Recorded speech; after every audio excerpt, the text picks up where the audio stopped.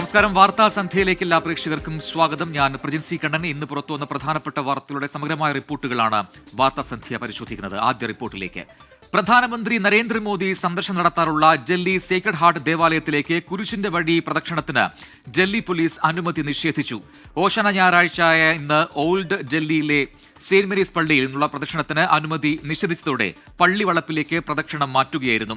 നിശ്ചയിച്ച പോലെ കുരിശിന്റെ വഴി നടത്താൻ കഴിയാത്തതിൽ നിരാശയെന്ന് ഡൽഹി ആർച്ച് ബിഷപ്പ്മാർ അനിൽ ജോസഫ് തോമസ് കുട്ടോ പ്രതികരിച്ചു. ഓൾഡ് ഡൽഹിയിലെ സെന്റ് മേരീസ് ദേവാലയം മുതൽ ഗോൾഡഖാനയിലെ സേക്രഡ് ഹാർട്ട് കാത്തീഡ്രൽ വരെയുള്ള കുരിശിന്റെ വഴിക്കാണ് ഡൽഹി പോലീസ് ഇത്തവണ അനുമതി നിഷേധിച്ചത്. സുരക്ഷാ കാരണങ്ങളും ട്രാഫിക് പ്രശ്നവും ചൂണ്ടിക്കാണിച്ച് അനുമതി നിഷേധിച്ചുകൊണ്ടുള്ള പോലീസിന്റെ അറിയിപ്പ് ഏറെ വൈകിയാണ് സംഘാടകർക്ക് ലഭിച്ചത്. വർഷങ്ങളായി ഓശാന ഞായറിൽ കുരിശിന്റെ വഴി പ്രദക്ഷിണം നടത്താറുണ്ടെന്ന് ഇടവക വികാരി father Francis Swaminathan. Actually, we had applied for the permission long back, but due to some reasons, security reasons, they said they will not be able to give us permission. Maybe we don't know the reasons. തുടർന്ന് വൈകിട്ട് 3 മണിയോടെ ദേവാലയാങ്കണത്തിൽ വിശ്വാസികൾ ഒത്തുകൂടി. പള്ളിവളപ്പിലായിരുന്നു കുരിശിന്റെ വഴി പ്രദക്ഷിണം സംഘടിപ്പിച്ചത്.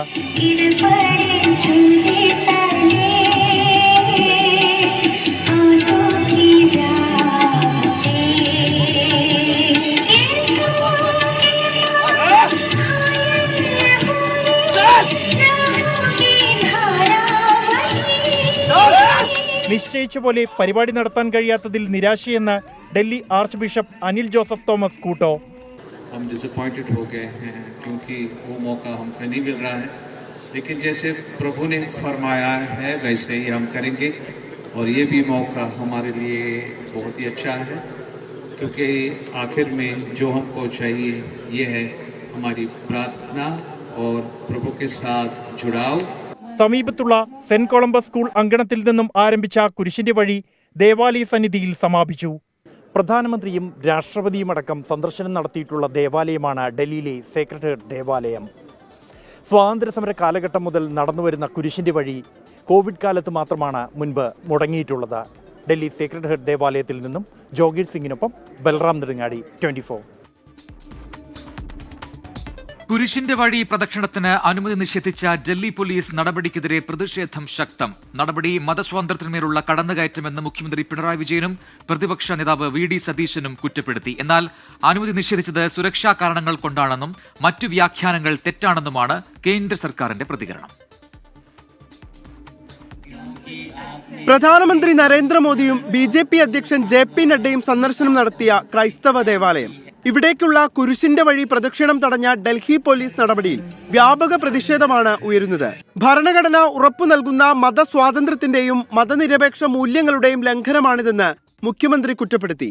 ക്രൈസ്തവ വിഭാഗങ്ങൾക്കെതിരെ രാജ്യത്ത് അതിക്രമം തുടരുന്നതിനിടയിലാണ് കേന്ദ്ര സർക്കാർ നിർദ്ദേശപ്രകാരം കുരുത്തോല പ്രദക്ഷിണം തടഞ്ഞതെന്ന് പ്രതിപക്ഷ നേതാവ് വി ഡി സതീശൻ വിമർശിച്ചു.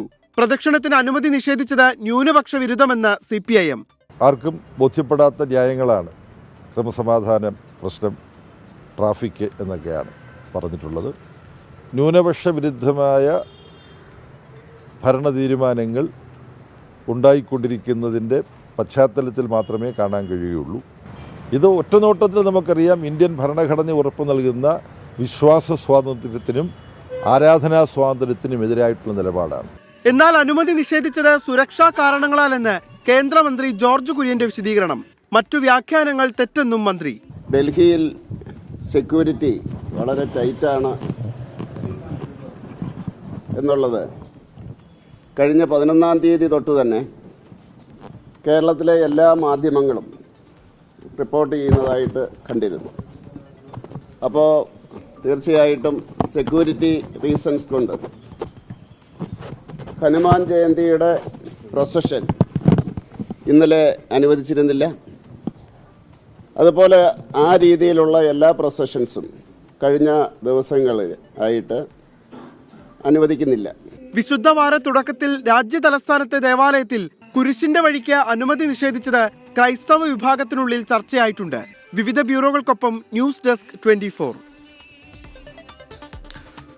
ബില്ലുകളിൽ തീരുമാനമെടുക്കാൻ സമയപരിധി നിശ്ചയിച്ച സുപ്രീം കോടതി ഉത്തരവിനെതിരെ പുനഃപരിശോധനാ ഹർജി നൽകാൻ ഒരുങ്ങി കേന്ദ്ര സർക്കാർ. രാഷ്ട്രപതിക്കും ഗവർണർമാർക്കും സമയപരിധി നിശ്ചയിച്ചതിനെതിരെയാണ് കേന്ദ്ര ആഭ്യന്തര മന്ത്രാലയം സുപ്രീം കോടതിയെ സമീപിക്കാൻ ഒരുങ്ങുന്നത്. തുടർ നടപടികൾ തീരുമാനിക്കാനായി ആഭ്യന്തര മന്ത്രാലയം നിയമോപദേശം തേടി. രാഷ്ട്രപതിക്കും ഗവർണർമാർക്കും ബില്ലുകളിൽ തീരുമാനമെടുക്കാനുള്ള സമയപരിധി നിശ്ചയിച്ചുള്ള സുപ്രീം കോടതി ഉത്തരവിൽ നിയമ നടപടികൾക്കൊരുങ്ങുകയാണ് കേന്ദ്ര ആഭ്യന്തര മന്ത്രാലയം. സുപ്രീം കോടതി നടപടി ഭരണഘടനാപരമല്ലെന്നും കോടതിക്ക് ഭരണഘടനാ ഭേദഗതി വരുത്താനാവില്ലെന്നുമുള്ള കേരള ഗവർണർ രാജേന്ദ്ര അർലേക്കറിന്റെ നിലപാടിന് സമാന നിലപാടാണ് കേന്ദ്ര സർക്കാരിനും. വിഷയത്തിൽ രാഷ്ട്രപതി ഭവന്റെ നിലപാട് തേടിയില്ലെന്നും കേന്ദ്രത്തിന്റെ വാദങ്ങൾ പരിഗണിക്കപ്പെട്ടില്ലെന്നുമാണ് ആഭ്യന്തര മന്ത്രാലയത്തിന്റെ നിലപാട്. സമയപരിധി നിശ്ചയിച്ചത് പുനഃപരിശോധിക്കണമെന്നുമാണ് കേന്ദ്രത്തിന്റെ വാദം. ഉത്തരവിനെതിരെ കേന്ദ്ര ആഭ്യന്തര മന്ത്രാലയം പുനഃപരിശോധനാ ഹർജി നൽകാനുള്ള നീക്കങ്ങൾ ആരംഭിച്ചതായാണ് വിവരം. വിധി പുറപ്പെടുവിച്ച ജസ്റ്റിസുമാരായ JB പർഡിവാല, R മഹാദേവൻ എന്നിവരുടെ ബെഞ്ചിനു മുൻപേയാകും കേന്ദ്ര സർക്കാരിന്റെ ഹർജി. പല സംസ്ഥാനങ്ങളിലെയും ബില്ലുകളെ കോടതി വിധി ബാധിക്കുന്ന സാഹചര്യത്തിലാണ് കേന്ദ്രം തുടർ നിയമ നടപടിക്ക് ഒരുങ്ങുന്നത്. വിഷയത്തിൽ നിയമപരമായ മറ്റ് സാധ്യതകളും കേന്ദ്രം പരിശോധിക്കുന്നുണ്ട്.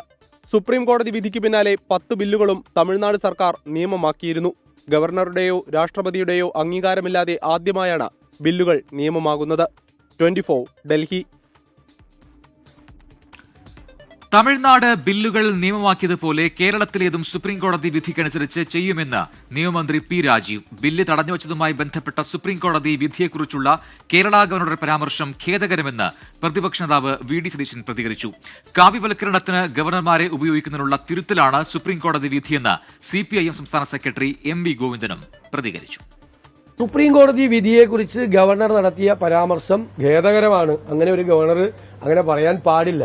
സുപ്രീം കോടതി ഫുൾ ബെഞ്ചിന്റെ വിധി വന്നാലും ഡിവിഷൻ ബെഞ്ചിന്റെ വിധി, 2 അംഗങ്ങളുടെ വിധി വന്നാലും അത് ബൈൻഡിംഗ് ആണ്, ഭരണഘടനാപരമായി ബൈൻഡിംഗ് ആണ്. ആ ഭരണഘടനയെ ചോദ്യം ചെയ്യുന്നതിന് തുല്യമാണ് കേരള ഗവർണറുടെ പരാമർശം. നരേന്ദ്രമോദി ഗവൺമെന്റിന്റെ ഈ പശ്ചാത്തലത്തിലും നിയമവാഴ്ചയ്ക്ക് സാധ്യതയുണ്ട് എന്ന് തന്നെയാണ് സുപ്രീം കോടതിയുടെ ഈ വിധിയിലൂടെ ഈ രാജ്യം മനസ്സിലാക്കിയിട്ടുള്ളത്. വളരെ വിശദമായ വിശകലനത്തിന് ശേഷമാണ് ഉന്നത നീതിപീഠം ഈ വിധിയിലേക്ക് എത്തിയിട്ടുള്ളത്. ആ വിധി ജനാധിപത്യത്തെ സംബന്ധിച്ചിടത്തോളം ഏറെ സ്വാഗതാർഹമാണ്. അതനുസരിച്ചുള്ള നടപടി ഇപ്പോൾ തമിഴ്നാട് ആ ബില്ലുകളെല്ലാം തന്നെ നിയമമാക്കി മാറ്റിക്കഴിഞ്ഞു. നമ്മുടെ ഇതിനകത്തും ഇനി വരുന്ന കേസുകളിലും ഇതിന്റെ വെളിച്ചത്തിലായിരിക്കും വിധി ഉണ്ടാവുക എന്നാണ് നമ്മൾ പ്രതീക്ഷിക്കുന്നത്. വിഷുവിനെ വരവേൽക്കാനൊരുങ്ങി നാടും നഗരവും. അവധി ദിനം കൂടിയായതിനാൽ വിപണികളിലെല്ലാം തിരക്കേറി. വിഷു ഈസ്റ്റർ കച്ചവടം പൊടിപിടിക്കാൻ വൻ ഓഫറുകളോടെ ആളുകളെ മാടി വിളിക്കുകയാണ് കച്ചവടക്കാർ. മേടപ്പുലരിയിൽ ഉണ്ണിക്കണ്ണനെ കണി കണ്ടുണരുന്നത് മലയാളികളുടെ ശീലമാണ്. പല വർണ്ണങ്ങളിലും രൂപങ്ങളിലുമുള്ള ശ്രീകൃഷ്ണ വിഗ്രഹങ്ങൾ വീഥികൾ കീഴടക്കി കഴിഞ്ഞു.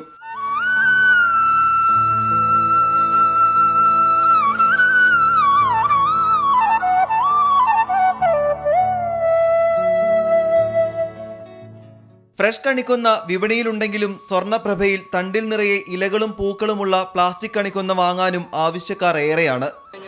പ്ലാസ്റ്റിക് കണിക്കൊന്ന ആള് വാങ്ങുന്നുള്ളൂ, മറ്റേത് എവിടെ കിട്ടാണ്ട്. 2 ദിവസം മഴ പെയ്തില്ലേ, ഒക്കെ കൊഴിഞ്ഞുപോയി. എത്ര കാലാകാലം നമ്മൾ ഫോറിനിലേക്ക് കയറ്റി പോണത്, എല്ലാവരും അതാ ഉപയോഗിക്കുന്നത്. സദ്യയ്ക്കും കണിയൊരുക്കാനുമുള്ള പച്ചക്കറി പഴവർഗ്ഗ വിപണിയും സജീവമാണ്. ഇപ്രാവശ്യം ജനങ്ങൾക്ക് വാങ്ങാൻ പറ്റുന്ന രീതിയിലുള്ള വിലകളാണ് വന്നത്. കൂടുതലായിട്ട് ഒരു സാധനം വില വെച്ചാൽ 1-2 സാധനങ്ങൾക്ക്, അത് സാധാരണ മാതിരി തന്നെ പാവയ്ക്കും ഈ പയറിനും സാധാരണ മാതിരി തന്നെയുള്ള വിലയുള്ളൂ. അതേമാതിരി തക്കാളി, സവോള, കിഴങ്ങ്, ഇളവം, മത്തം, വെള്ളി അങ്ങനെയുള്ള സാധനം എല്ലാത്തിനും വില കുറവാണ്. സാധാരണ കണിവെള്ളരിക്ക് വില അങ്ങനെ ഉണ്ടാവാറില്ല. ഇപ്രാവശ്യം കണിവെള്ളരിക്ക് ഭയങ്കര ഡിമാൻഡായിപ്പോയി. പരസ്പരം മത്സരിച്ച് ഓഫറുകൾ പ്രഖ്യാപിച്ചതോടെ വസ്ത്ര, ഗൃഹോപകരണ, മൊബൈൽ കടകളിലും തിരക്കേറി.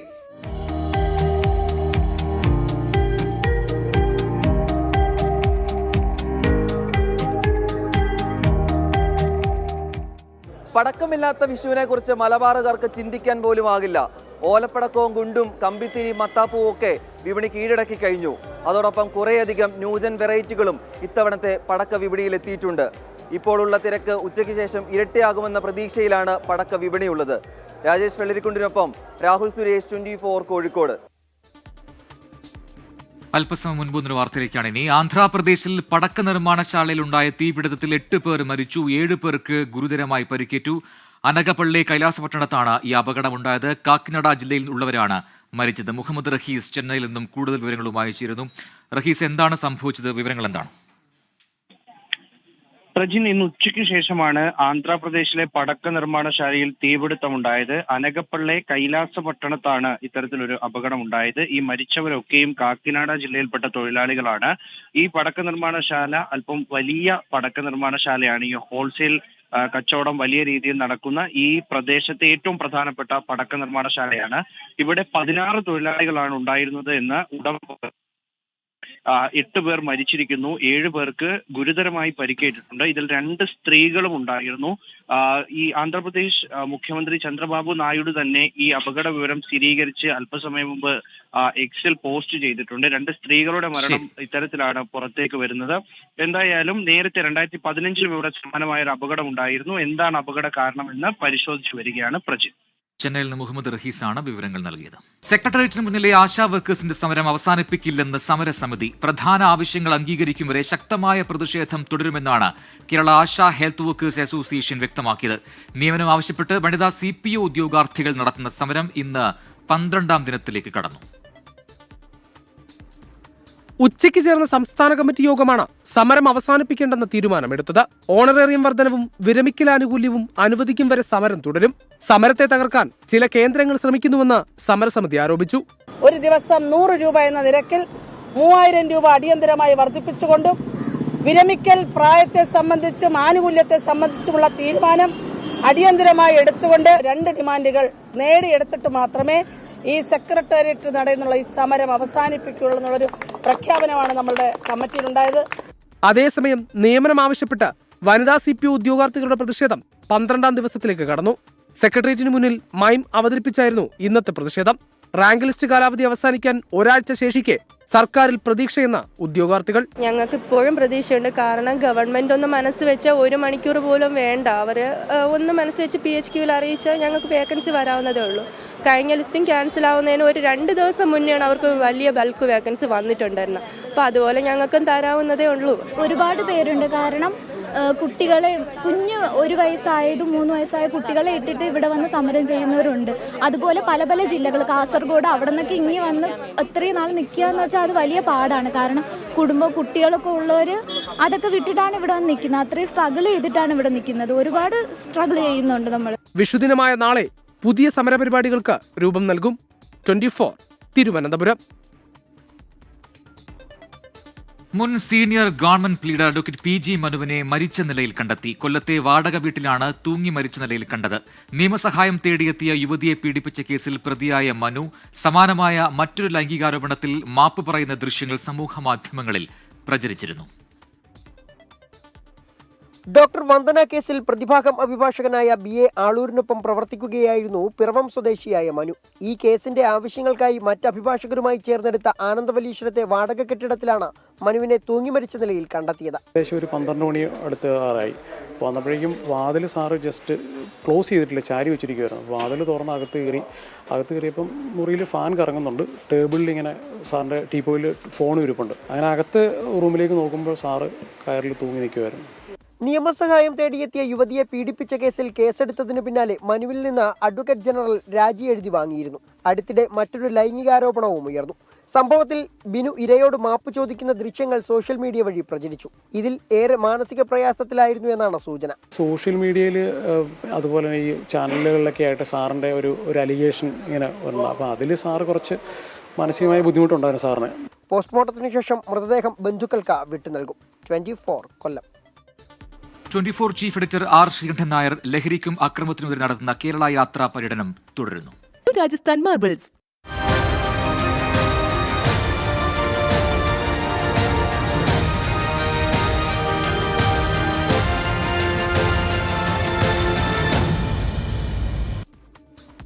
ലഹരിക്കും അക്രമത്തിനുമെതിരെ 24 chief editor R. Sreekandan Nair നടത്തുന്ന കേരള യാത്ര വയനാട് ജില്ലയിൽ പുൽപ്പള്ളി സീതാദേവി ലവകുശ ക്ഷേത്ര പരിസരത്ത് നിന്ന് ആരംഭിച്ച യാത്ര സെയിന്റ് ജോർജ് മലങ്കര കത്തോലിക്ക പള്ളിയിലും ബാവ അലി മഖാം ഉറൂസിലും മാനന്തവാടിയിലും പര്യടനം പൂർത്തിയാക്കി.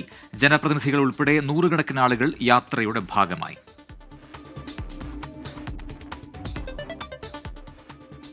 ഇന്നത്തെ സ്വർണ്ണവില. ഇന്നത്തെ സ്വർണ്ണനിരക്ക് സമർപ്പിക്കുന്നത് സ്പർശ ഗോൾഡ് ആൻഡ് ഡയമണ്ട്സ്. ഫിജിറ്റലാകൂ ഇനി സ്പർശയോടൊപ്പം. സ്വർണ്ണത്തിൽ സ്നേഹത്തിൽ സ്പർശ.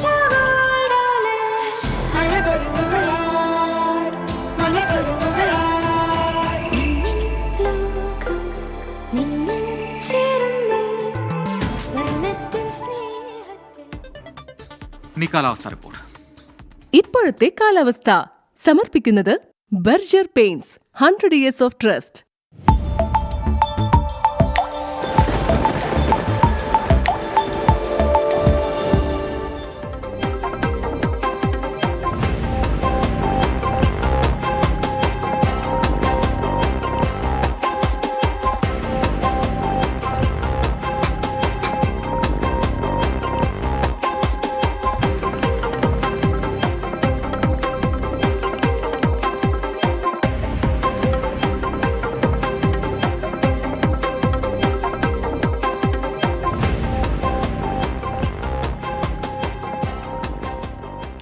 ഇതോടെ വാർത്താസന്ധ്യ പൂർത്തിയാവുന്നു.